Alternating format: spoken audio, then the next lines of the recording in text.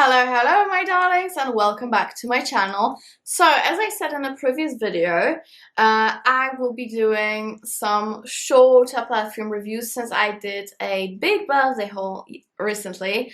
I just want to go through these perfumes because they really deserve it and, you know, talk to you about them. So yeah, let's go ahead and jump right in. The first combo that I want to compare and talk to you about is the original Coco Mademoiselle by Chanel and the new one that I got, which is Coco Mademoiselle Intense. And they just deserve this video. It has to be here, okay? I love them both. I'm gonna tell you straight away, but I'm gonna tell you what I think of this one and this one separately. What are the similarities, and also do you need both? So if you wanna hear about some Coco Chanel, let's go ahead and jump right in. But before that, please subscribe to my channel.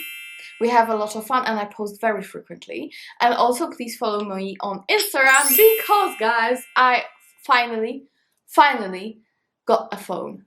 Have you noticed I didn't post that much on Instagram for the past month and a half? That's because I didn't have my own phone. The phone was stolen, and to get a new version of iPhone in South Africa, you have to wait apparently a month and a half. But it's finally here. Actually, I'm going to show you. So, before that, I had iPhone 11, which I actually really loved. But the new iPhone 12 was just released, and I got it. I got the original version, not the Pro one, because the Pro one has like crazy price tag, and it was not available anyway. So this was literally like the last model of iPhone 12 in black that they had in South Africa. So I was like so lucky, guys, so lucky. So yeah, I'm super happy. I'm surely be changing the cover because it's not really my style, but you know, I just have to have something. But if you want me to do like a phone review, let me know, because I know that many of you use iPhones. So yeah, this is how it looks like. It's of course black, and I got the biggest storage that was available. Very nice. So guys, now I can finally do Insta stories, IGTV, everything for you. I'm so happy. I feel like I am actually officially back to work because, you know, I've been struggling a lot digitally and equipment wise to post photographs and stories for you. So yeah, now everything is back to normal. So now definitely follow me on Instagram because I will be posting probably every day. Yeah, super happy, super happy about it. I am so relieved, and I will finally be able to actually call my mom from my own phone. What better than this? Okay, let's go ahead and get into the review. Okay, so let's go through the original first. So Coco Mademoiselle Eau de Parfum was released in 2001. Crazy, eh? 20 years ago. 20 years ago. And the perfumer behind it is Jacques Polch. I hope I'm pronouncing the name correctly. And this is basically described as oriental, fresh, floral. And the notes in here, we have a lot of citruses in the beginning. We have orange blossom, we have ylang ylang, rose, jasmine, of course patchouli, musk, vanilla, tonka, and vetiver. These are the main notes. So this has been with me almost all my life. I have first got it when I was very early in my teens, actually. And I loved it ever since. This is so classy. This is quite fresh but very long lasting. And it has a beautiful, warm, cozy, sexy dry down. I love this one. So when it comes to this one, I must say the longevity is fantastic, first of all. Sorry, I'm just trying to switch up. Okay, I'm good. So the longevity is fantastic on this one. You don't have to worry about longevity with this at all, even though it's a fresh scent. As I mentioned in my previous video, I must say that this is quite weird, but Chanel fresh fragrances are in general more long-lasting than their deeper fragrances, which makes no sense, but this is mostly what I've experienced. So check on that. Let me know if you feel the same way. But yeah, this is definitely a very, very long-lasting warm patchouli. There is a lot of rose in here, but not that much. You can smell it, but you know, it's blended well with other florals. I really, really love it. And honestly, there's nothing else to talk about when it comes to that. You know my opinion on it. I really, really like it. Okay, and now Coco Mademoiselle Intense. As you can see, they didn't change the bottle much. The only difference is that the cup is clear and the sticker is a little bit different, but that's pretty much it. Very, very classy, and they look beautiful together, I must admit. Definitely like a nice display kind of thing, you know, like on your shelf, those two bottles. Anyways, this one was created by Olivier Polge, which is, I think, the son of the original perfumer, but correct me if I'm wrong. So this one was launched in 2018 and basically is supposed to be the intense version of the original. And I know it gets some backlash, the perfume. Many people say it's not enough, they could have done so much more as the intense version after 20 years. But to me, it's fine. It's really, really good. The quality is, of course, fantastic. And I must say, it really is what I expected. It really, really is what I expected.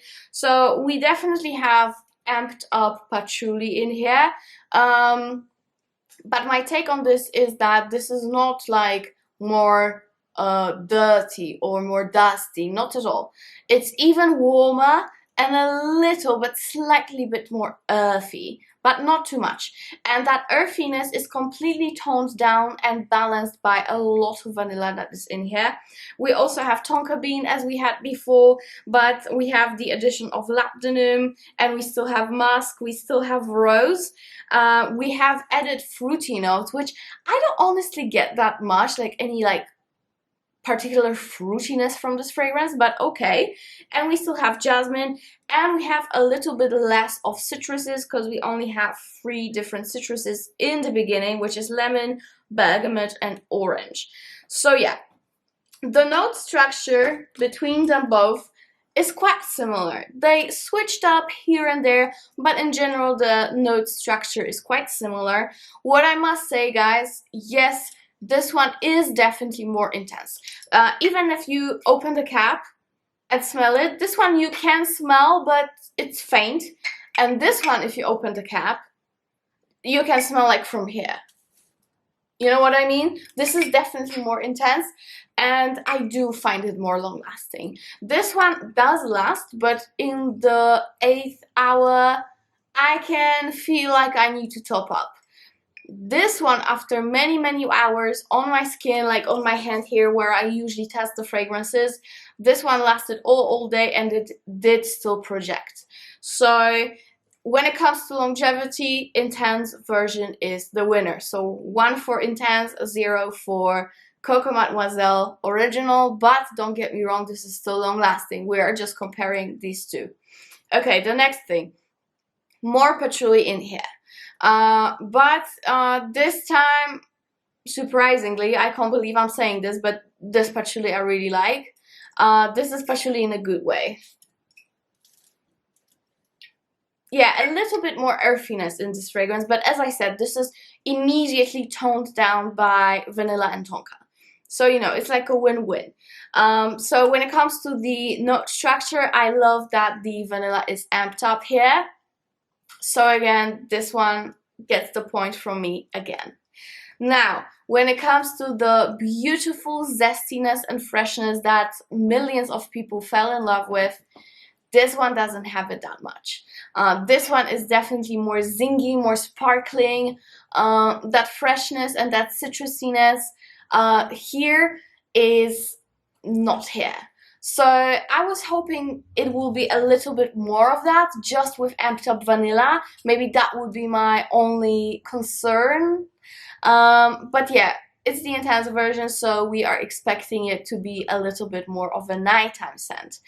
I'll get to that in a minute. So when it comes to that beautiful sparkliness, this one gets the point. This one doesn't. Because this one dries down. This one is definitely more linear. So this one is more changing.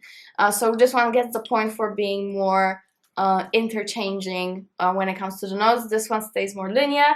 I'm not saying it doesn't change at all, but it's not as surprising as the original, because you know, here you have that sparkliness that suddenly in the dry down changes up to a beautiful warm cozy patchouli with vanilla. This one you already know what it's gonna be like in the dry down, because you have those heavy warmer notes since the beginning almost. So yeah, that's that. This one gets the point when it comes to uniqueness of the structure. Okay, next, would I consider the Intense one a nighttime scent? You know, guys, you have to take it with a grain of salt, because you know what fragrances I like. I like very heavy fragrances. So I would still consider it a daytime fragrance. I know many people will tell you this is a night appropriate. To me, this is still a daytime fragrance. Maybe I would use it as like a drinks after work kind of fragrance. Yes, definitely. And turn it into a night out. Yes, yes, yes. But to me, it still has too much of a daytime vibe. It doesn't have enough darkness for me to be like a proper, super sexy date night scent. You know what I mean? I think this will be still very much complimented by men. This is a sexy version of this one, but is it that sexy to turn me into a savage vampire of the night? No, this is still a very classy, uplifting perfume. It just has a little bit more warmth and depth.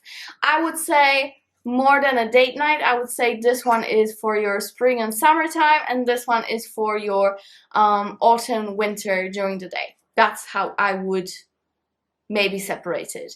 But in general, I would definitely use them interchangeably. I would definitely mix them, because you know, I'll get that zestiness from here and that depth from here, and this will be like the ultimate perfume goals, and this will be probably my perfect scent if I mix them together, because here I kind of miss that zestiness, and here I miss that beautiful vanilla that we have here and tonka, and that longevity, because you know, this is really intense and the projection is better for sure. You can still smell this one from quite afar, but this one is definitely even more projecting, if you know what I mean. I hope I make sense.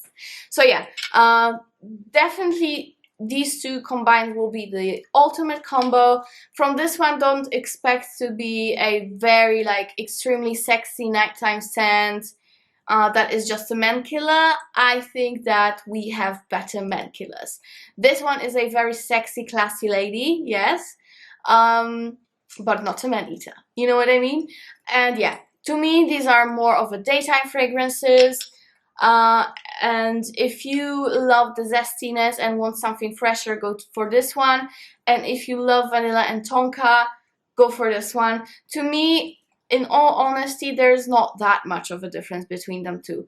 I would personally maybe go for the intense one because of the projection and longevity, but just because of that. There's really not that much of a difference. They are a little bit different, yes, but for a person who will smell you, they will still know it's Coco Mademoiselle. You know what I mean? They're both beautiful. I love them. Definitely signature worthy. If you want something stronger, go for the intense one. Really go for the intense one. But if you are craving those zesty notes, I would just suggest getting them too and mixing them. That is my honest opinion, guys. I know it's a splurge, but I am always honest with you, and that's what I will do. That's what I will do. Because to me, this is the best of both worlds. Because again, this one sometimes, even though it is long lasting, it sometimes lacks that oomph for me, you know? This one gives me the oomph, but it doesn't have that lovely citrusiness that this one has. So yeah, it's a tough one. It's a tough one. But in all honesty, they are really not that different. Really not that different. It's kind of like the it's not even that kind of a difference like between Paco Rabanne Olympia and Olympia Intense. These two are completely different comparing to these ones. Do you know what I mean? Like, this is not such a big difference. So if you want more longevity, intense. If you want zestiness, this one. And that's it, guys. That's all I can say. If you have any other questions towards me, please go ahead and leave me a comment below. As I said, this one is definitely a thumbs up for me. I'm very, very happy that I have it. But to me, this is not a heavy hitter, even though it projects beautifully and it has amazing longevity. This is not like a, you know, very ultra sexy fragrance. It is sexy, but still in those classy Coco Mademoiselle lines. So, you know, for a date night, I would go like for oud something, or like very deep rose, you know. So maybe I'm not the best person to suggest where you should wear it, because I know many of you prefer lighter scents than me. So you have to see it for yourself. But in all honesty, for example, if you are browsing online and you see this one and you see this one, and for some reason they have the same price, get the intense. That's what I would suggest for you. But I love them both. So that's it, guys. I really hope you liked the video. I hope it's a bit shorter, or actually maybe I rambled a lot. I don't know, we'll see. But thank you so much for watching, and see you in the next one. Bye!